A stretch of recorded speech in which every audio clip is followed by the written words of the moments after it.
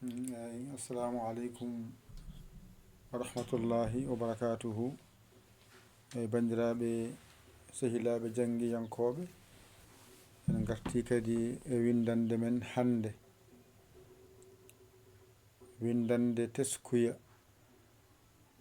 Ala ko woni ɗo ko on jangano. Mi wino on ko jangete ko heewani.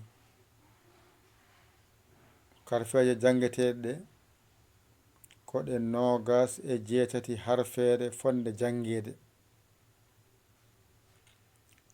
Ɗe noon karfeje 28 kañƴe ndendi bindi kaamilu o ha timmi. Sa faamiɗe, a andiɗe, a wawi inɗe majje, heddo ko sañje nde saɗi. Ko sañje nde noon gonɗa e hollede hol sañirte. Alkule jangunoɗa ɗe kanƴe cañirta ko jiɗɗa wadde ko. Aɗa andi kam a jangino ko wiyete banani. Oɗo ba a jangino ɗum nani wona.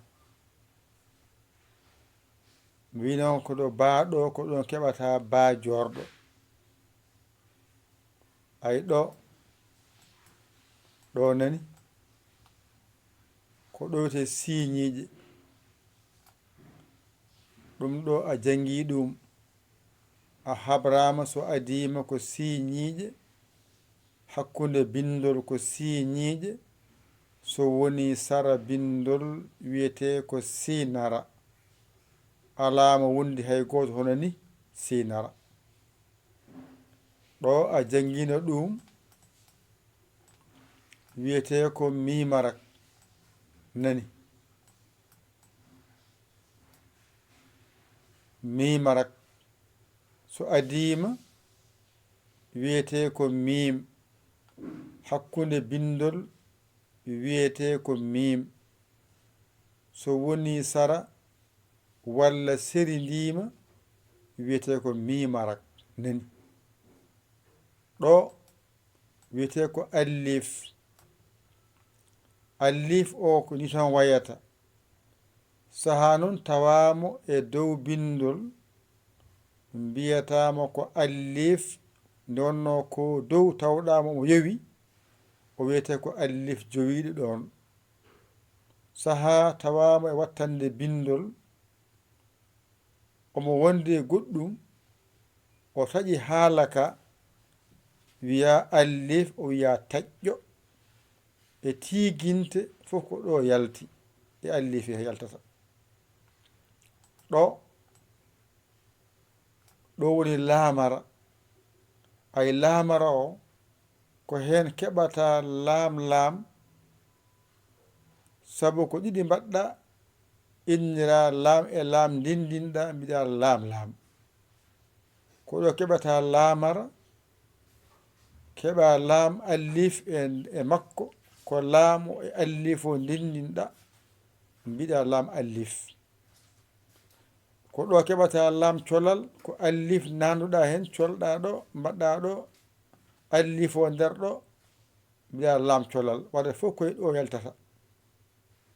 Ɗo keɓɗa ko wiyete ha saqiru. So adima e bindol wiyete ko ha mawɗo.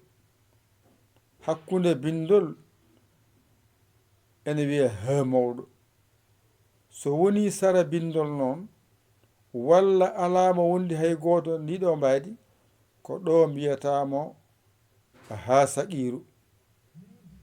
So toɓɓama dow mum noon mbiya ta saqiru. Gasi ɗo tan woni windande ma nde ganduɗa a jangino ndeni ha ɗo. Ɗeɗo karfeje 6 ba ɗo woni siñiije, kono mbiyata ko sinara. ɗo ko mim, kono mbiyata ko mimarak. ɗo ko allif, ɗo ko laamara, ɗo ko ha saqiru. Ay ɗeɗo karfeje 6 kanƴe bindi oɗo baa woni oɗo baa gonɗo ɗo arwande ɗo. Ko rewi hen siñiije ay nani wonayi de ɗo mbaɗɗamo ɗo woni mimarak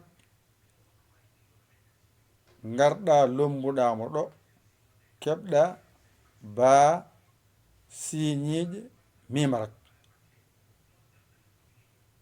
oɗo alif kanko mbaɗɗa ɗo oɗo laam mbaɗɗamo laabi ɗiɗi mbiɗama laam e laam so rendi wona laam kanko pawɗa ɗo ay laam e laam ndendinɗa mbiya laam ay ɗo ko wattande bindol tawɗamo walla sara bindol ko ni o wiyete ha saqiru wadde o moni ha saqiru. Ndeke noon a faami ko ɗeɗo karfeje jeegom ƴettuɗa binduɗa hen bismillahi ay bismillahi go baa goo siije mbiya ɗiɗi mimarak mbiya tati alif mbiya nayyi laam gonɗo ɗo aɗa fillimo mbiɗa laam mbiɗa joyi ha saqiru ari jeegom. ayde ɗone woni ɗo karfeje ne foti ko karfe woni ɗo tati ɗo ko ara ay ara alaga ɗo ko ha tungu piccuɗo ay alaga ɗo ko nunarak alaga ɗeɗo tati noon kanƴe ɓeydi e ko woni ɗo ko innira arrahmani ay alif arti ɗo laam ari ɗo wadde a faami ko oɗo ara madduɗa ɗo alif laamo o moni alif laam ɗe ɗiɗi kanƴe garti ɗo ay nani ko ɓeydi hen ara o nani a faami ɗon de ko rewi hen oɗo ha tongu kanko mbaɗɗa ɗo ay so woni arwande bindol ko ha tongu so woni hakkunde mbiyama ha cewɗo ko gotum ɗo noon ko ha tongu mbiyatamo ko rewi hen mim janganoma ɗo woni alif taƴƴo fonno wonde ko alif jowiɗo kono kala wiya o wawa ɗum windude ɗum saabi ƴettude alif taƴƴo tan pawɗen ɗon ha ganden ko gotum. Ko rewi hen nunarak ay o moni ndeke noon ko ara tan e ha tongu nunarak kañum ɓeydi e nder ndeɗo windande ɗo so ɗiggi bismillahi o so ɗiggi ma walle ganda alif laamo jangunoɗa o e ha tongu alif taƴƴo mo jangunoɗa o alif jowiɗo alif o moni wadde ko ara tan woni ɗo e ha tongu o nunarak ko heddi ko fof nanɗo e nder ɗo a faami. Rewi hen ko yaa o gooto alaga alaɗo kanko gooto ari woni ɗo jubriya gonɗo o a wiyanoma jubriya so adima hakkunde bindol jubriya so woni sara bindol yanara walla yulet ɗo noon ko hakkunde bindol tawɗamo mbiɗamo jubriya ay jubriya tan gasi ko heddi ko fof nanɗo alif laam ara nani alif laam ara ha tongu nani oɗo mimarak kanko wonti ɗo mim ko lombide hakkunde ay o arti ga mimara kasi ɗo so ɗiggi andu ɗo ɗiggat ɗo fof so rendi nandar ɗo o gooto ɓeydi hen ay ɗo tan ɓeydi hen ko heddi ko fof nanɗo saawi ɗum saabi ɗo woni bismillahi ko ɗo woni arrahmani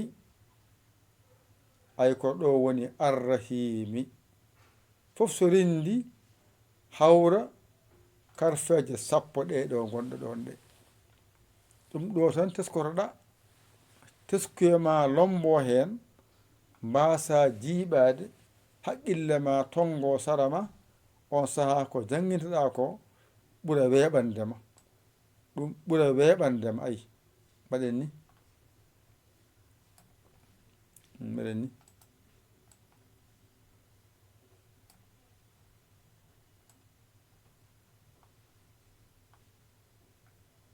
ay moƴƴini mbaɗen ni ni ay nayi ustima ay ustima na so mbaɗi ni ustima so batti ni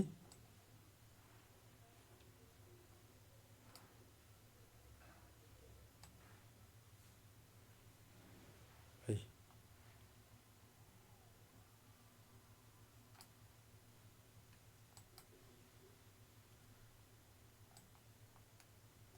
gasi arti wonno garen ɗo gusten ɗo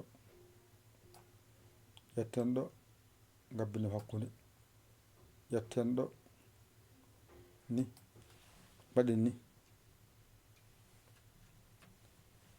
on saha wona windande nde hankadi ari yeeso ma nde ɓallo ma mbasa jiiɓade e mayre nde wasa woɗɗade ma hankadi mbaɗani beele bindi ɗi wasataɓe guite mum ɓelande feewi ƴetta ɗo kadi one mbaɗani ha ɗo ɓeydanama bindol ngol ay moƴƴiɗo ɓe kadi gara ɓeydana ɓeyɗon bindo men ha ɗo moƴƴi gasi joni baa siñiiƴe mimarak alif lamara ha saqiru ɗeɗo karfeje 6 kanƴe bindi bismillahi ɗo ko ara ɗo ko ha tongu piccuɗo nunarak kanƴe balluma ara nani ha tongu nani gawa nunarak ko heddi ko nana mofti to bismillahi to oɗo yanara goto naati ɗo wiya jubriya ko heddi ko fof ene mofti e nder arrahmani he ɗum ɗo tan teskotoɗa haqqille ma wasa jiiɓade ko jangata ko ɓallo haqqille ma kaɗen ɗo ƴette kuɗi mon e carnet mon mbañitoɗon janggon ɗigga on caggi mbaɗon 00221 77 906 14 81 yayali jeewa sabo caggire ma a sagga ɗum yiɗa walla an keso jiɗa nadde heno ndewa ɗon gara kala sarɗeji ɗi haɗi belma naata a yiɗa jokka haaju amen yo Allah wallu kadi yo Allah newnu yo Allah reen kadi yo Allah on gondiɗo o ko musidɗo mon guiɗo mon saabu Allah yayali ko Sénégal alhamdulillah